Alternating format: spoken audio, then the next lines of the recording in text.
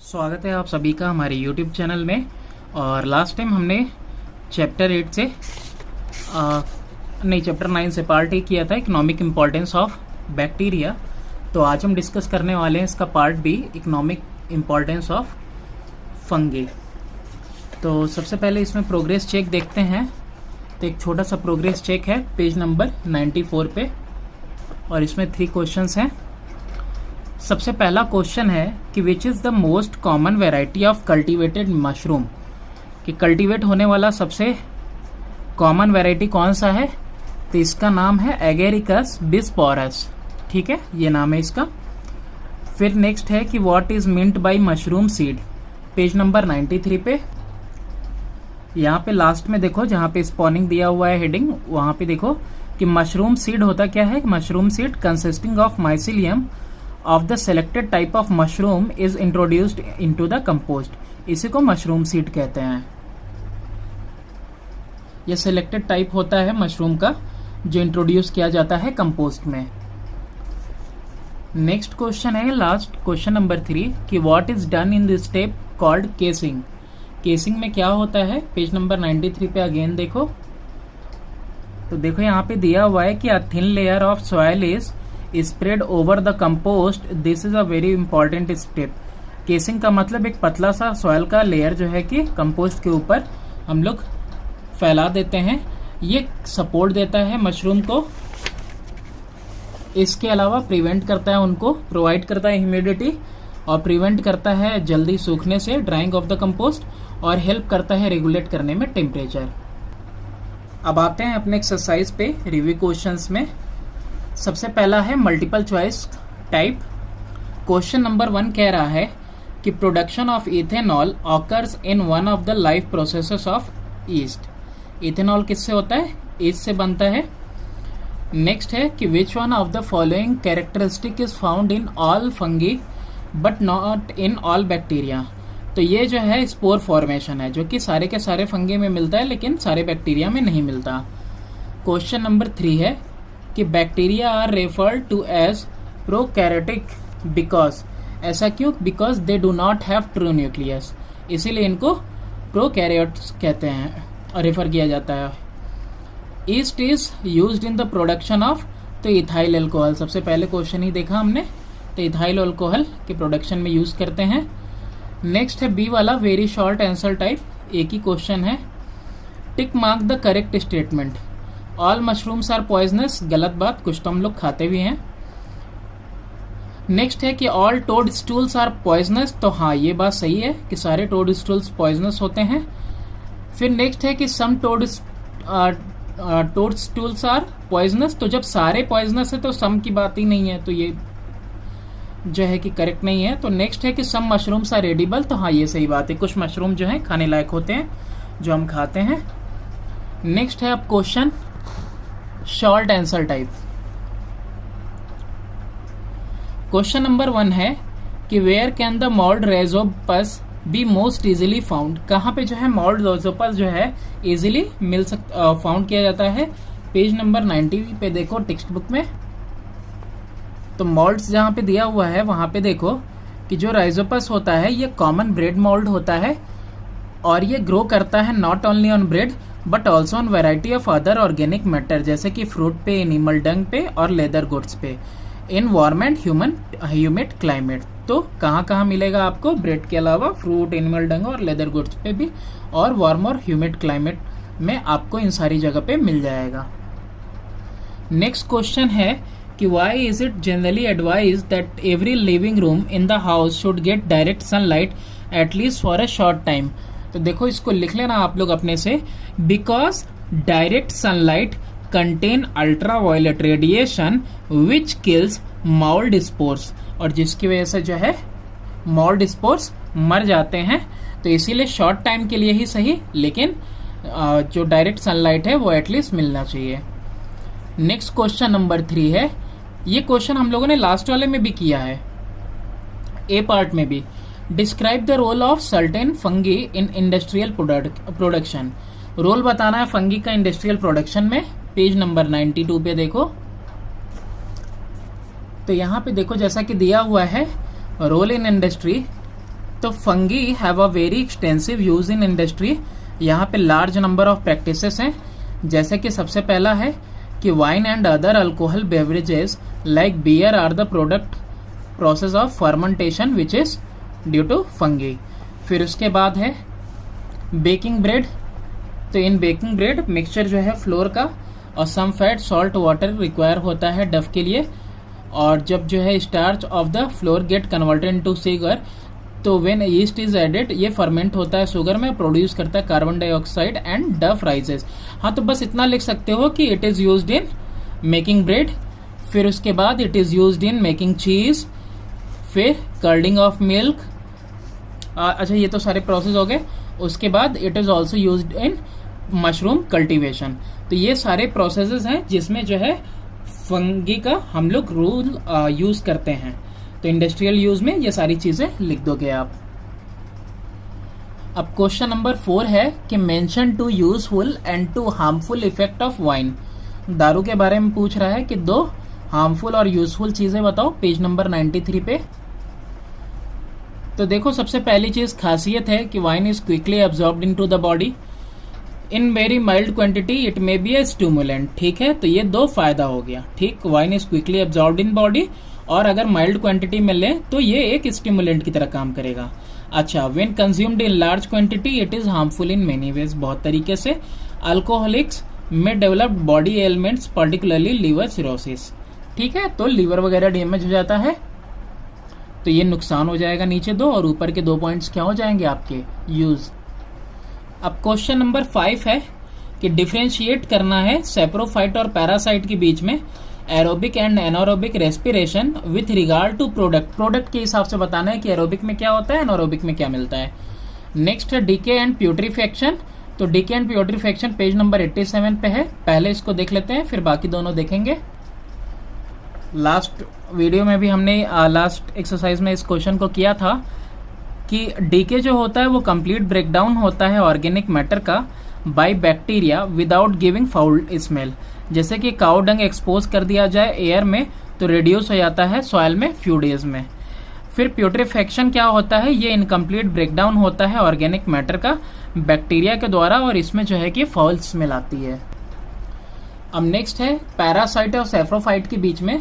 तो पैरासाइट वो होते हैं कि ये ऑब्टेन करते हैं अपना खाना फ्रॉम अदर लिविंग ऑर्गेनिज्म, जबकि सेप्रोफाइट जो होते हैं ये डिराइव करते हैं अपना खाना from dead and decaying plant and animal. फिर उसके बाद पैरासाइट की बात करें तो ये लीव करते हैं ऑन या फिर inside body of living organism, और ये सिक्रीट नहीं करते हैं एंजाइम्स। और जबकि सेप्रोफाइट क्या करते हैं, ये सिक्रीट करते हैं एंजाइम ताकि वो डिसॉल्व हो सके, ताकि डिसॉल्व कर सके फूड मटेरियल को। फिर प्रोडक्ट के हिसाब से बोल रहा था एरोबिक एनारोबिक में। तो एरोबिक में जो प्रोडक्ट हैं वो कार्बन डाइऑक्साइड है, वाटर है और एटीपी है, 38 एटीपी होगा। और एनारोबिक में जो प्रोडक्ट होते हैं वो इथेनॉल है, कार्बन डाइऑक्साइड और 2 एटीपी। अब डी वाला क्वेश्चन है लॉन्ग आंसर टाइप में कि what are antibiotics, name any 2 examples. तो एग्जांपल में है पेंसिलिन है, स्ट्रेप्टोमाइसिन है। और एंटीबायोटिक क्या होता है देखते हैं पेज नंबर 92 पे। देखो यहाँ दिया हुआ है कि एक एंटीबायोटिक केमिकल सब्सटेंस होता है जो प्रोड्यूस किया जाता है लिविंग माइक्रो ऑर्गेनिज्म से, और जो स्टॉप करता है ग्रोथ या फिर किल कर देता है किसी दूसरे माइक्रो ऑर्गेनिज्म को। नेक्स्ट क्वेश्चन है कि is tinned and sealed food always safe to eat, give reason in support of your answer. Page number 88 पे दिया हुआ है ये आंसर। देखो प्रीवियस एक्सरसाइज में भी था कि बोटेलिज्म एक बहुत ही सीरियस फूड पॉइजनिंग है जो कि होता है स्पेशल बैक्टीरियम से, some time found in tinned and sealed food. तो दैट इज वाई ये जो है it is not safe to eat sealed and tinned food. इसके बाद क्वेश्चन नंबर 3 है कि would there be any bacteria in an aquarium. तो ये आंसर नंबर 7 है ए वाले में। बिल्कुल भी बैक्टीरिया होगा एक्वेरियम में, क्योंकि बैक्टीरिया जो है लैंड वाटर एयर हर जगह पे मौजूद है, ये ओमनी प्रेजेंट है। आप प्रीवियस वाले एक्सरसाइज का आंसर नंबर 7 देख लेना, ए पार्ट का, इसी चैप्टर 9 के, जिसमें कि मतलब importance, economic importance of bacteria वाले में आंसर नंबर 7 ए का। फिर उसके बाद if you leave a piece of moist bread covered under the small bell jar at a warm place, mold grows on it in a few days. Answer the following with reference to this observation. आप अगर कोई piece bread का छोड़ देते हो जो कि नम है वार्म प्लेस में, तो उसके ऊपर मोल्ड ग्रो हो जाते हैं कुछ ही दिन में. अब बताना है आपको कि how did the mould get inside the bell jar.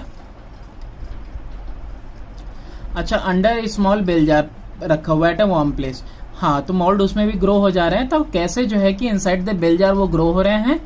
फिर कि व्हाट वुड हैपन अगर जो ब्रेड है was not covered by bell jar, bell jar से कवर नहीं होता तो क्या होता. What would happen if moist bread was placed in refrigerator, अगर उसी मॉइस्ट ब्रेड को रेफ्रिजरेटर में रखते तो क्या होता. और फिर what appear first on bread, the mycelia या फिर स्पोर्स. और नेक्स्ट है कि how does bread mold obtain nourishment, what type of nourishment is it, epiphytic, autotrophic, parasitic, symbiotic और saprophytic. तो वन बाय वन आंसर देखते हैं. तो सबसे पहले का आंसर है कि कैसे वो बेल जार के इनसाइड गया. तो they are very common and are present in air, water etcetera. वो कॉमन है और हर जगह पे प्रेजेंट है. Hence they are already present, वो ऑलरेडी प्रेजेंट थे when bread is covered with the bell jar. Bell jar से जब हम कवर कर रहे थे तो वो ऑलरेडी उसके अंदर प्रेजेंट थे. नेक्स्ट क्वेश्चन था कि अगर बेल जार को कवर नहीं, ब्रेड को बेल जार से कवर नहीं करते तो क्या होता. तो if bread is not covered with a bell jar, mould will appear later. Mould जो है बाद में दिखाई देगा क्योंकि warm climate inside the bell jar promote करेगा मोल्ड प्रोडक्शन को.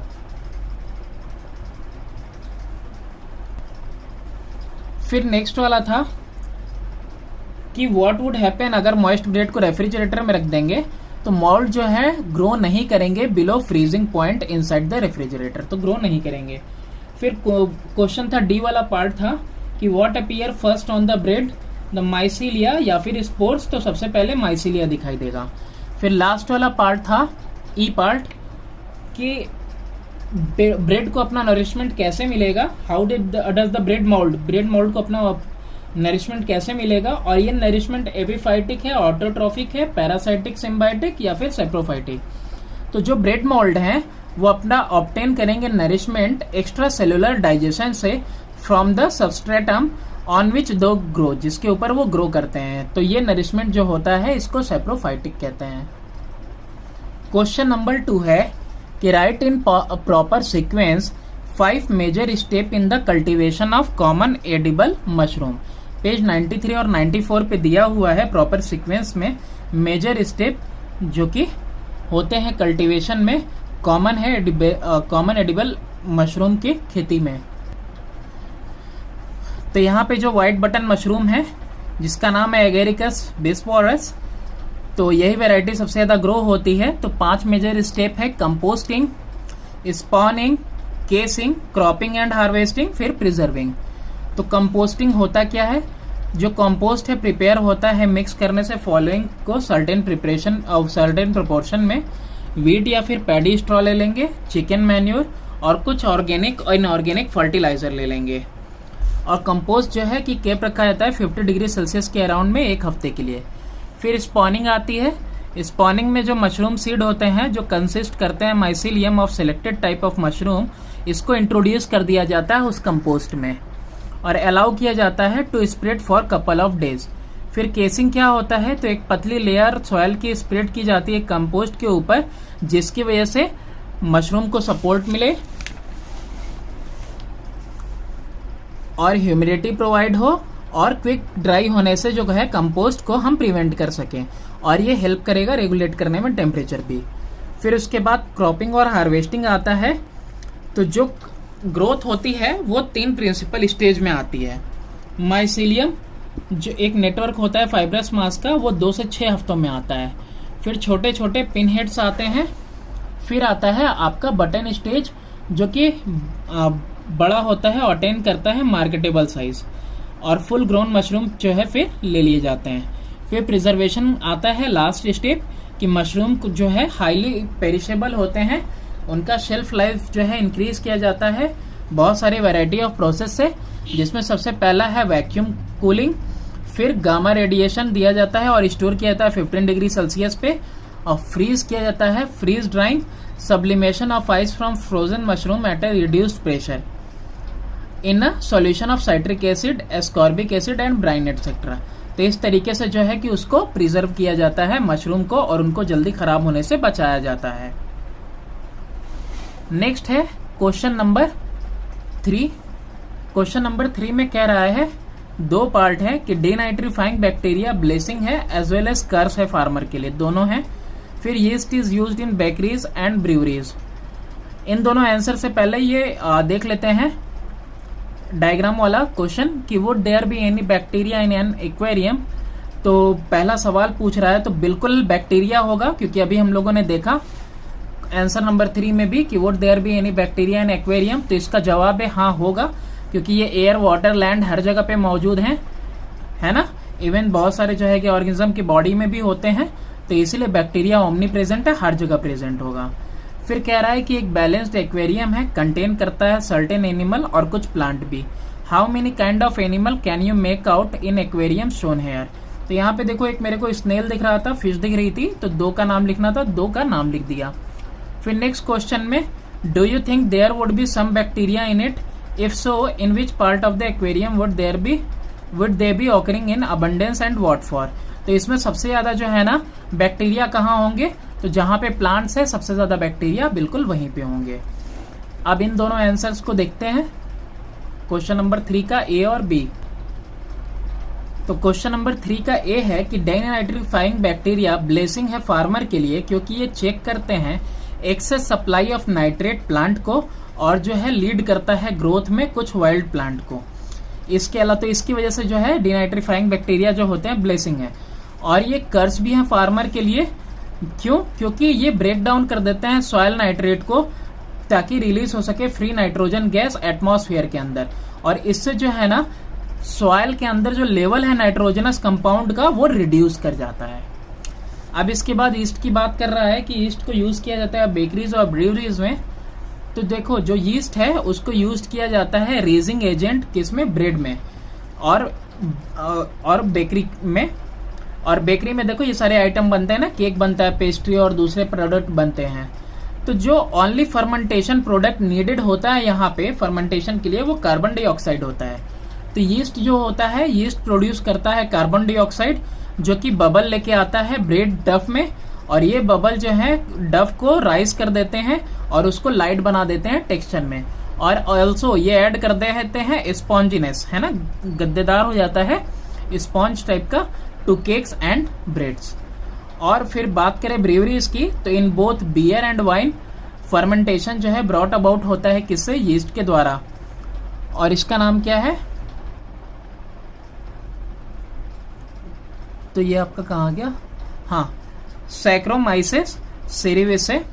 जब फर्मेंटेशन होता है तो यीस्ट ब्रेक डाउन होता है शुगर में, शुगर को ब्रेक डाउन कर देता है इथेनॉल में और कार्बन डाइऑक्साइड में, in the absence of oxygen fermentation के टाइम पे। तो फर्मेंटेशन के टाइम पे देखो जो आपका शुगर है वो ब्रेक डाउन कर जा रहा है किसके अंदर,